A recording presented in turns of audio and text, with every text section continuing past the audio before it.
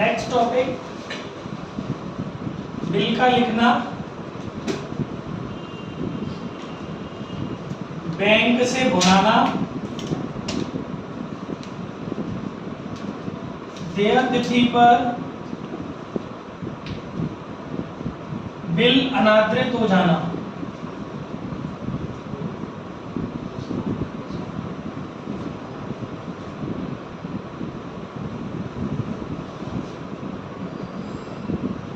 Draw a bill discounted from bank and dishonoured on maturity date. ठीक है, ये हमारी कंडीशन है।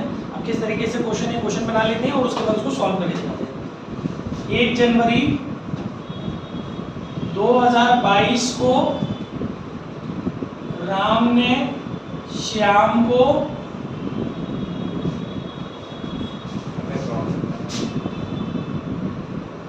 1 जनवरी 2022 को राम ने श्याम को 5,000 रुपए का माल बेचा।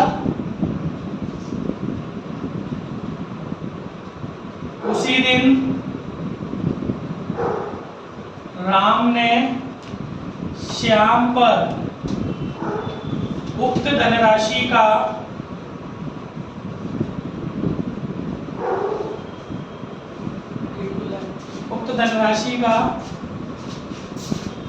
एक बिल 3 माह की अवधि का लिखा, जिसे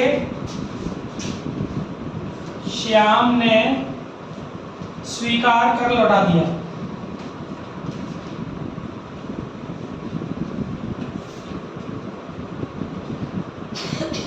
राम ने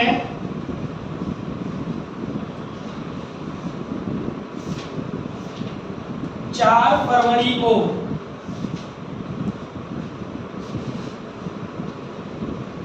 उक्त बिल को अपनी बैंक से 5% प्रतिवर्ष की दर से भुना लिया। देय तिथि पर श्याम अपने बिल का भुगतान न कर सका।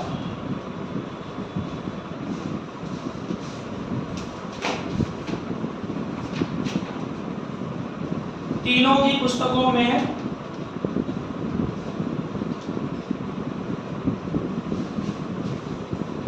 जर्नल प्रविष्टियां कीजिए।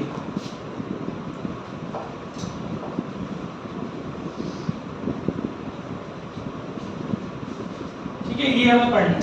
ओके, चलिए सबसे पहले 3 जर्नल बनेंगे। Date, particular, LF, amount. पहले बनेगा जो बेच रहा है, फिर दूसरे नंबर पर जो खरीद रहा है। Date, particular, LF, amount. और तीसरे नंबर पर मैं बैंक का भी बना दे रहा हूँ, क्योंकि किसी किसी की बुक में किसी किसी क्वेश्चन में पूछ सकता है। Date, particular, LF, amount. ठीक है, ये हो गया राम्स जर्नल, क्योंकि इस वाले क्वेश्चन में राम ने गुड्स बेचे हैं। ओके गाइस, ये हो गया श्याम्स जर्नल, और ये हो गया बैंक्स जर्नल। ये 3 कंडीशंस हैं। ठीक है, चलिए सबसे पहले तीनों तरफ ईयर डाल देते हैं 2022, या रुपीस डाल देते हैं। रुपीस ये आप डाल लेना। Date, particular, LF, amount. Date, particular, LF, amount, rupees 2022। Date, particular, LF, amount, rupees 2022। तो ये बोल रहा है on 1 January 2022 Ram sold goods to Shyam. Ram ने बेचा श्याम को, तो उधार बेचा हुआ नाम आ रहा है। तो एज यूजुअल आप लोग एंट्री जानते हो, श्याम डेबिट, नरेशन में नहीं लिख रहा हूँ क्योंकि सेम है। Shyam debit to sales account 5000 rupees. Narration में मुंह से बोल दे रहा हूँ, बीइंग गुड्स सोल्ड। ठीक है, इन्होंने खरीदा है, इनकी अभी एंट्री आपको पता है, purchase account debit to Ram, being goods purchased 5000। ठीक है, इस एंट्री का बैंक के यहाँ कोई कनेक्शन नहीं है। ठीक है, इसके बाद नेक्स्ट है हमारी एंट्री, उसी दिन राम ने श्याम को रोककर धनराशि का एक बिल लिखा, जिसे 3 माह की अवधि का लिखा, जिसे श्याम ने स्वीकार कर लौटा दिया। On the same date Ram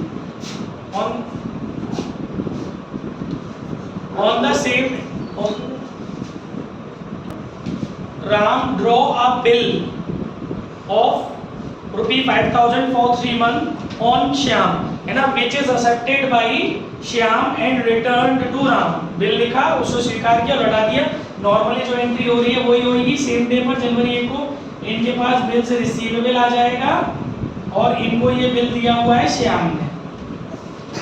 ठीक है, नरेशन भी हम रोज इसको डिस्कस कर रहे हैं, बीइंग एक्सेप्टेंस रिसीव्ड। ठीक है, अब उसके यहाँ पर क्या हो गया, दूसरे वाले के यहाँ पर इसके पास से बिल गया और रिसीवर राम हो गया। जनवरी 1 को Ram debit to BP account, इनके लिए बिल्स पेबल होगा, बीइंग एक्सेप्टेंस पेड या गिवन 5,000। इसकी भी एंट्री बैंक के यहाँ पर नहीं होगी। अब बिल्कुल क्लियर समझ में आता है कि 3 महीने तक राम जो है वो श्याम के पास पेमेंट मांगने नहीं जा सकता। लेकिन इस बार क्या हुआ, बिल ड्रॉ हुआ है आपका 1 जनवरी को। राम को अचानक पैसे की जरूरत पड़ी है, बट इस क्वेश्चन में जो जरूरत पड़ी है वो पड़ी है 4 फरवरी को। ये लिखा है ना 4 फरवरी, यानी कि अगर मोटा मोटी बात करें तो लगभग 1 महीने राम ने उस बिल को अपने पास होल्ड किया है। आप देख सकते हो पूरा जनवरी बिल राम ने अपने पास रखा है। उसके बाद अभी 2 महीने और बाकी है बिल की ड्यू डेट आने में, राइट, क्योंकि 3 महीने का बिल है। 1 जनवरी से 1 फरवरी 1 महीने लगभग राम ने अपने पास रख लिए। 2-3 दिन की कैलकुलेशन नहीं करते हैं, तो सीधे सीधे अभी पूरे कितने महीने बाकी है बिल की ड्यू डेट आने में, 2 महीने। अब राम को पैसे की जरूरत पड़ रही है, तो राम इस बिल को लेकर के बैंक के पास जाएगा, बैंक को ये बिल गिरवी रखेगा और बैंक से पैसे ले लेगा। इसकी एंट्री भी मैं कल आपको करा चुका हूँ, लेकिन इसका केवल एक कंडीशन, थोड़ी सी कैलकुलेशन चेंज हो जाएगी, इसलिए वो देख लेंगे। एंट्री क्या होगी, फरवरी 4 को होगी बेटा। इनके पास कैश आएगा और इनको थोड़ा सा नुकसान भी झेलना पड़ेगा, डिस्काउंटिंग चार्जेस भी लिख सकते हो, डिस्काउंट अकाउंट डेबिट भी कर सकते हो। और इनके पास से क्या गया, बीआर गया। इसकी नरेशन कल भी लिखवाई थी मैंने, बीइंग बिल डिस्काउंटेड। ओके, अब इसका अमाउंट कैसे निकलना है वो देख लेते हैं। देखिए 5,000 रुपए का बिल है, 2 महीने बैंक के पास रहने वाला है, तो 2/12 बिल भले ही 3 महीने का है, लेकिन मैंने बोला था यहाँ पर वो डेट रखते हैं, उतने मंथ रखते हैं जितने मंथ अभी बैंक को होल्ड करना है। अब अगर ये 4 फरवरी को राम ये बिल बैंक को दे रहा है, तो बैंक यहाँ से लगभग 2 महीने अपने पास इस बिल को भी होल्ड करेगी, यानी बैंक 2 महीने पहले ही पैसे दे रही है राम को, तो बैंक उससे 2 महीने का डिस्काउंट काटेगी। ठीक है, वो परसेंटेज कितनी है, 5%। एक बात ध्यान रखना, परसेंटेज के आगे इंग्लिश में पर एनम और या ईयरली और हिंदी में प्रतिवर्ष या वार्षिक शब्द लग रहा होना चाहिए, तभी ये मंथ की कैलकुलेशन करेंगे, अदरवाइज डायरेक्टली 5% निकल जाता। बट यहाँ पे 5% तो निकालना ही है, एज वेल एज 2/12 को भी करना है। अब आप इसको सॉल्व करोगे, देखो 2 0 से 2 0 कैंसिल हो गए, 2 की टेबल से 6 बार गया है ना। तो एक काम कर लेते हैं, 6% कर लेते हैं, तो पॉइंटों में कैलकुलेशन नहीं आएगी थोड़ी सी। तो यहाँ 6 हो गया, तो 6 से 6 कैंसिल हो गया, तो सीधा सीधा आपका कितना आ गया, सीधा आपका कितना आ गया, 50 रुपीज का डिस्काउंट आ गया। ओके गाइस, तो 50 रुपीज आपका हो गया डिस्काउंट। बीआर है 5,000 का, तो बैंक ने आपको दिए होंगे 4,950 रुपए, बीइंग बिल डिस्काउंटेड। अच्छा, ये वाली एंट्री का फर्क श्याम के घर में कोई भी नहीं पड़ेगा, क्योंकि श्याम को इस बात से कोई मतलब ही नहीं कि राम उस बिल का ड्यू डेट से पहले क्या कर रहा है। लेकिन बैंक के घर में इसका इंप्रेशन आएगा। बैंक के पास क्या हुआ होगा, बैंक के पास बीआर आया, डेट रहेगी फरवरी 4, बैंक के पास बीआर आया, बैंक के पास से कैश गया 4,950, बीआर आया 5,000 का, और बैंक को फायदा हो गया, तो बैंक के लिए डिस्काउंट फायदा है, तो क्रेडिट में जाएगा, है ना, 50 रुपए। Being BR received at discount. ठीक है, अब आगे देखते हैं।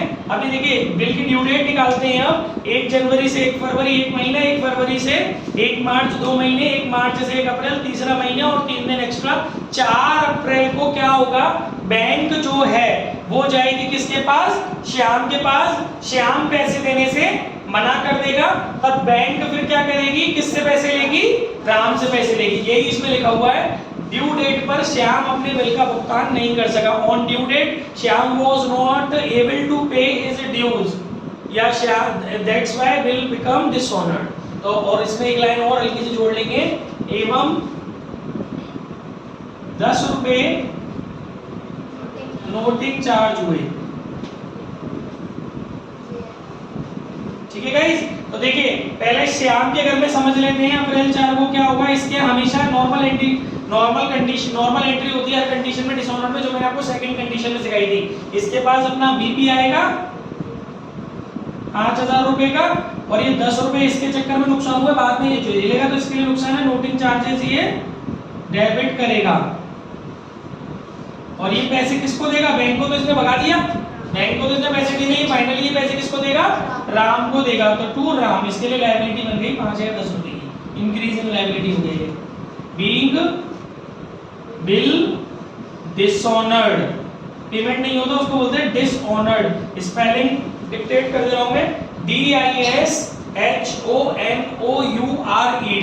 Being bill dishonoured and noting charges due. क्योंकि अभी इसने तो दिए नहीं है, अभी तो पैसे बैंक ने दिए होंगे, क्योंकि मैंने आपको एक दिन पहले भी बताया था ड्यू डेट पर जिसके पास बिल होता है वही व्यक्ति नोटिंग चार्जेस का कैश में पेमेंट करता है, बट लास्ट में पेमेंट ये करेगा आगे आने वाले टाइम में। फिलहाल इसके लिए वो खर्चा है या इसके लिए वो नुकसान है तो उसको वो डेबिट करके अपने यहाँ पर दिखाएगा कि 10 रुपए बाद में भुगतने तो उसी को पड़ेंगे ना, क्योंकि इसी की वजह से बदतमीजी हुई है। तो बीपी आया है इसके पास, कैश तो गया नहीं, तो ये किसका नाम डाल देगा, राम का। और इसके पास से क्या नुकसान इसका हो गया, नोटिंग चार्जेस का। अच्छा, बैंक के घर में क्या एंट्री होगी, अप्रैल 4 को बैंक के पास से बीआर गया, बैंक पैसे किससे लेगी, राम से, और पूरे 5010 रुपए लेगी बैंक में ना, क्योंकि 10 रुपए बैंक के खर्च हो गए ना ये डिसऑनर के चक्कर में। राम से जिस एक रूल होता है, जिससे पैसे लेने होते हैं हम उसको डेबिट करते हैं, थोड़ा स्पेशल रूल है मॉडर्न अप्रोच के अकॉर्डिंग। असेट्स और लायबिलिटीज का क्रिएशन इसमें आप देख सकते हो। जब हमें किसी व्यक्ति से पैसे लेने होते हैं तो उस व्यक्ति को हम डेबिट कर देते हैं, वो हमारा डेटर बन जाता है, और जब हमें किसी व्यक्ति को पैसे देने होते हैं तो वो हमारी लायबिलिटी बन जाता है, उसको हम क्रेडिट कर देते हैं। यहाँ पर मैंने राम को इसीलिए क्रेडिट किया है क्योंकि श्याम को लास्ट में पैसे किसको देने थे, राम को। और यहाँ पर मैं राम को क्यों डेबिट कर रहा हूँ बैंक के घर में, क्योंकि बैंक को पैसे किससे लेने हैं, राम से। राम डेबिट टू, इसके पास से बीपी तो गया ना 5000 रुपए का, और इसके पास से 10 रुपए कैश में गए हैं क्योंकि इसने नोटिंग चार्जेस का पेमेंट किया है ना, टू कैश।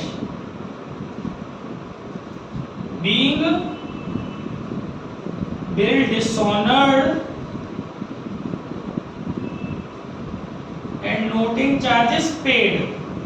घर पे जाके वीडियोस को बार-बार सुनिएगा, लाइक कीजिएगा ताकि आपको समझ में जल्दी आएगी। जब तक लाइक नहीं करोगे तब तक वीडियो समझ में नहीं आएगी, ठीक है। इसके बाद आ जाइए अप्रैल 10 पर, सॉरी अप्रैल 4 पर इनके घर में क्या होगा, ये फैसला करेंगे फाइनली। अब राम को पैसे लेने किससे है, श्याम से, और पैसे देने किसको है, बैंक को। तो जिससे लेने हैं उसको डेबिट कर दो, श्याम डेबिट। पूरे 5010 रुपए लेने हैं ना, और देने किसको है, बैंक को, टू बैंक अकाउंट। यानी इस एंट्री में इसके यहाँ असेट्स भी इंक्रीज हो गई और लायबिलिटीज भी इंक्रीज हो गई। मॉडर्न अप्रोच लग गई जर्नल की, है ना। असेट्स इंक्रीज होती है तो डेबिट होती है, लायबिलिटीज इंक्रीज होती है तो क्रेडिट होती है। श्याम इसके लिए डेटर है और बैंक इसके लिए क्रेडिटर है। Being bill dishonoured and noting charges due, क्योंकि इसने थोड़ी देने नोटिंग चार्जेस, ठीक है। आई होप समझ में आ गया होगा सबको।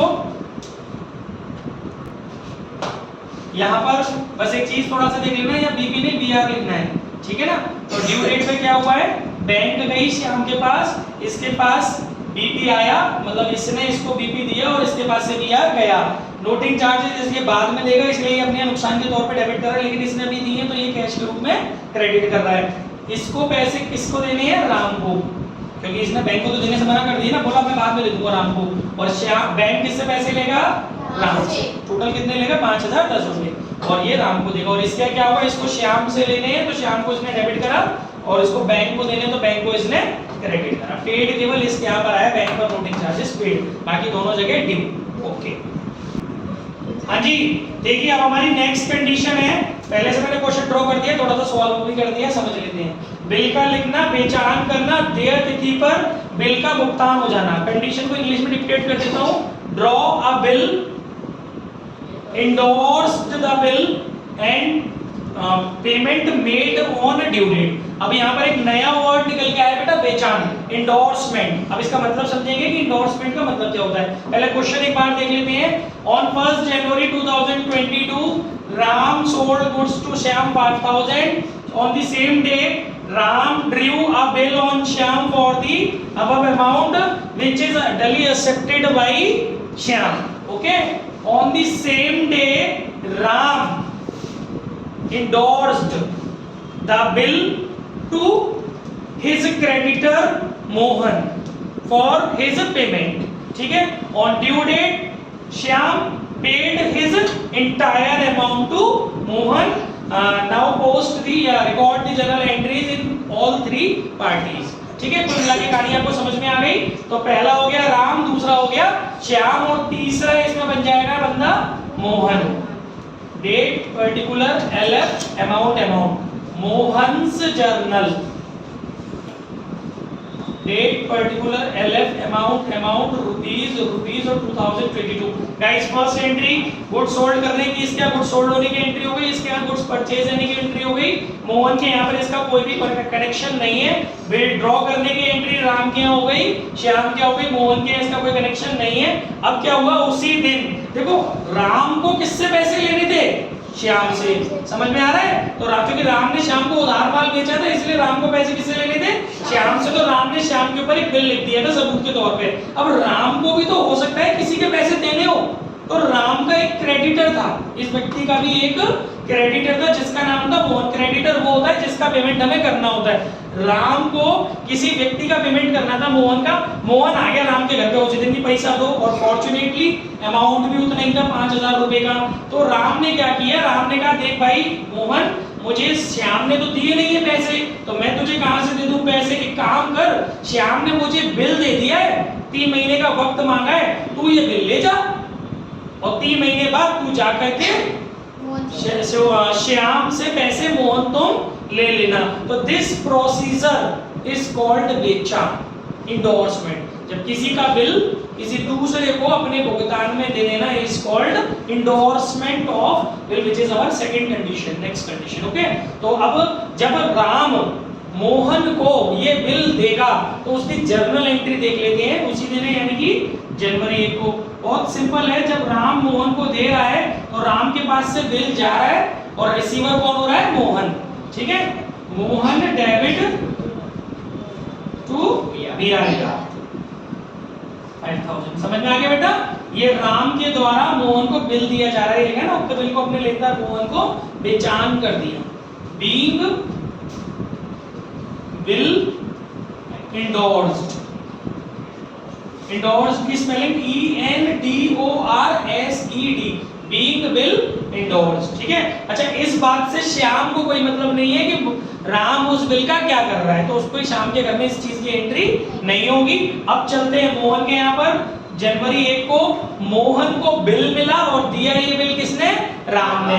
तो BR account debit to Ram 5000। Being BR received. ठीक है। अब 3 महीने का मोहन इंतजार करेगा, 3 महीने यानी कि अप्रैल 4, 3 महीने बाद 4 अप्रैल को मोहन जाएगा श्याम के पास और श्याम मोहन को पैसे दे देगा, क्योंकि इसमें लिखा हुआ है देय तिथि पर, ड्यू डेट पर श्याम ने अपने बिल का भुगतान कर दिया। तो इससे राम को कोई मतलब नहीं है। जब ये दोनों भैया आपस में एक दूसरे को सेटिस्फाइड कर दे रहे हैं तो इस बात से राम को क्या मतलब है, तो राम के घर में इस चीज की एंट्री नहीं होगी। श्याम के यहाँ पर होगी अप्रैल 4 को पेमेंट देने की एंट्री, इनके पास बीपी आएगा और इनके पास से कैश जाएगा। बीइंग पेमेंट मेड, कितने रुपए, 5000।